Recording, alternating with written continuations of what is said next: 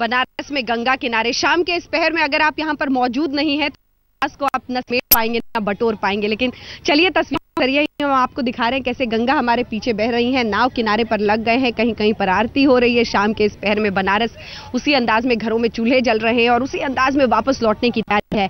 लेकिन बनारस को एहसास है कि पिछले दिनों जिस राजनीतिक उथल पुथल से ये पूरा शहर गुजरा है, वोटों की लड़ाई तो बाद में होगी, अभी रोड शो लड़ाई हो रही है। दो अलग अलग की लड़ाई हो रही है, एक वो जिसमें चुनाव प्रचार के जरिए घर में पहुंच रहे नेता और एक वो जो कैमरा और रोड शो के जरिए सड़कों पर लड़ी जा रही है। इसमें कोई पीछे नहीं है, हर कोई यही कह रहा है कि हमारा जो रोड शो पिछले वाले रोड शो से बेहतर था, यानी कमीज की ज्यादा साफ है ये तो बहरहाल जनता तय करेगी। लेकिन हम आपको बताएं बीते दिन अरविंद केजरीवाल निकले वही रोड शो करने, और दरअसल सिर्फ ये दिखाने के लिए कि मोदी इतने लोग जुड़े थे उससे ज्यादा हमारे में राहुल गांधी निकले तो वो भी यही साबित करना चाहते थे।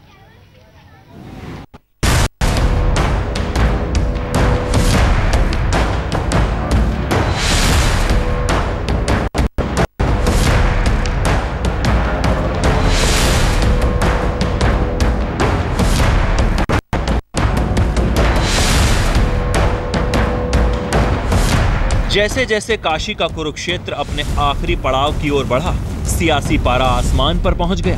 वाराणसी सियासी तपिश में तब झुलने लगा जब प्रशासन ने मोदी को रैली की इजाजत नहीं दी। बीजेपी के पीएम उम्मीदवार ने रैली तो नहीं की और न ही किसी कार्यक्रम में शिरकत की, लेकिन बीजेपी दफ्तर जाने के बहाने ताकत की नुमाइश जरूर कर डाली। तस्वीरें 8 तारीख की हैं। हेलीकॉप्टर से बीएचयू में उतरने के बाद मोदी का काफिला काशी में बीजेपी दफ्तर की ओर बढ़ा, लेकिन पूरे रास्ते हजारों की तादाद में बीजेपी के समर्थक मौजूद थे। पूरी वाराणसी मानो थम गई थी, जमीन से आसमान तक मोदी मोदी के नारे गूंज रहे थे। पूरा बनारस मोदी रंग में डूबा था। वाराणसी की संकरी सड़कें बीजेपी कार्यकर्ताओं और समर्थकों से ऐसी अटी पड़ी थी कि मोदी को 5 किलोमीटर की दूरी तय करने में 3 घंटे से ज्यादा का वक्त लग गया। पार्टी दफ्तर पहुंचकर बीजेपी के पीएम उम्मीदवार ने लक्ष्मी और गंगा की पूजा की और फिर निकल पड़े अगले पड़ाव की ओर। ठीक अगले दिन यानी 9 तारीख को काशी एक बार फिर थम गई। इस बार केजरीवाल की बारी थी। वाराणसी से आम आदमी पार्टी के उम्मीदवार अपनी ताकत की नुमाइश के लिए निकले थे। उनके साथ पार्टी के तमाम बड़े नेता भी मौजूद थे। आम आदमी पार्टी के समर्थकों में सफेद झंडे थे, चुनाव चिन्ह झाड़ू था, सिर पर टोपी थी और जुबां पर जीत के दावे। 80 चौक से शुरू हुआ केजरीवाल का रोड शो धीरे धीरे काशी की सड़कों पर सरकता रहा।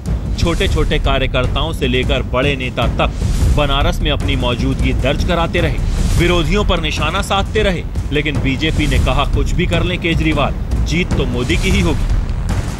केजरीवाल रोड शो कर लें, अर्थ शो कर लें, एयर शो कर लें, काशी की जनता ने अपना मन बना लिया है। और जिस तरह से स्वयं स्फूर्त जनता कल सड़कों पे आई, आपने देखा होगा। चिंता मत करिए, मैं खुद काशी में हूं।